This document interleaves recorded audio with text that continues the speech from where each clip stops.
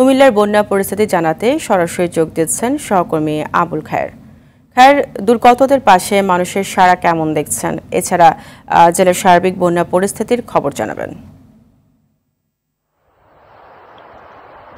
ফারিয়া, সকাল থেকেই কিন্তু আমরা দুর্গত এলাকাগুলোতে ঘুরে ঘুরে সংবাদ সংগ্রহের কাজ চালিয়ে যাচ্ছি। আমরা দেখছি মানুষ কি পরিমাণ দুর্গত হয়েছে, মানুষের দুঃখ দুর্দশার চিত্র কিন্তু আমরা সকাল থেকেই তুলে ধরছি।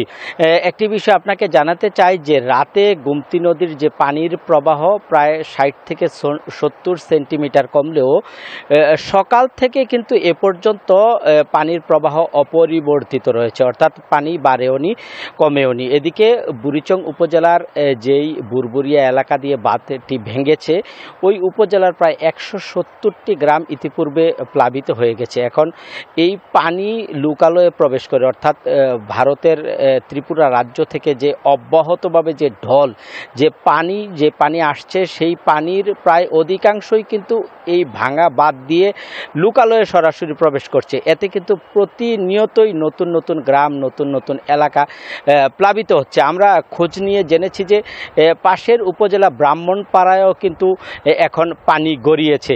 আর এদিকে আপনি যে ত্রাণের বিষয়টি বলছেন, আমরা দেখেছি সকাল থেকে ঢাকা সহ বিভিন্ন এলাকা থেকে সামাজিক সংগঠন সহ বিভিন্ন সংগঠনের পক্ষ থেকে ত্রাণ নিয়ে শত শত ট্রাক এবং পিকআপ নিয়ে এলাকায় ভিড় করছে, কিন্তু প্রত্যন্ত অঞ্চলে কিন্তু তারা যেতে পারছে না। আশপাশের কয়েকটি গ্রামেই শুধু ত্রাণ সহায়তা দিচ্ছে, কিন্তু প্রত্যন্ত অঞ্চলে যারা পানিবন্দী রয়েছেন, দুর্গত এলাকায় যারা দুর্বিষহ জীবনযাপন করছেন, তাদের কাছে কিন্তু নৌকা এবং প্রয়োজনীয় স্পিডবোটের অভাবে কিন্তু ত্রাণ নিয়ে সেখানে পৌঁছতে পারছে না। ফারিহা, বন্যা দুর্গতর পরিস্থিতি নিয়ে কুমিল্লা থেকে এই ছিল আমার কাছে সর্বশেষ তথ্য। আপনাকে ধন্যবাদ।